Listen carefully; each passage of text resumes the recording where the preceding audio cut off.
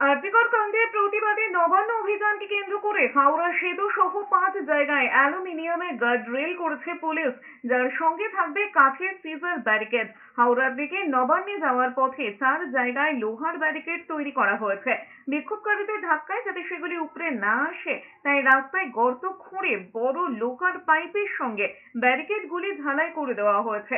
অন্যদিকে হাওড়ার সঙ্গে কলকাতার যোগাযোগের অন্যতম গুরুত্বপূর্ণ পথ বিদ্যাসাগর সেতুতে যাতে কোনো মিছিল উঠতে না পারে, সেজন্য সেতুতে ওঠার সমস্ত রাস্তায় থাকবে barricade. Turf view road, Hastings মাজার, ফারলং গেট ও খিদিরপুর রোড থাকছে অ্যালুমিনিয়ামের গার্ডওয়েল। এছাড়া বিভিন্ন জায়গায় প্রতিবাদীদের ঠেকাতে মজুদ রাখা হচ্ছে 5টি জল কামান। 5 জায়গায় মোতায়েন থাকবে কলকাতা পুলিশের বিশেষ বাহিনী। নজরদারি চলবে ড্রোনের মাধ্যমেও।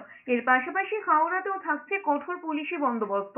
কোনো এক্সপ্রেসওয়ে, সাঁতরাগাছি সেতুর গ্যারেজ মোড়, আন্দোল রোডের লক্ষ্মীনারায়ণতলা, ফোরশোর রোড ও রামকৃষ্ণপুর লঞ্চঘাটমুখী রাস্তার সংযোগস্থল এবং জিটি রোডের বঙ্গবাসী মোড় ও মল্লিক ফটকের সংযোগস্থল, এই 4 জায়গায় থাকছে লোহা ত্রিস্তরীয় ব্যারিকেড।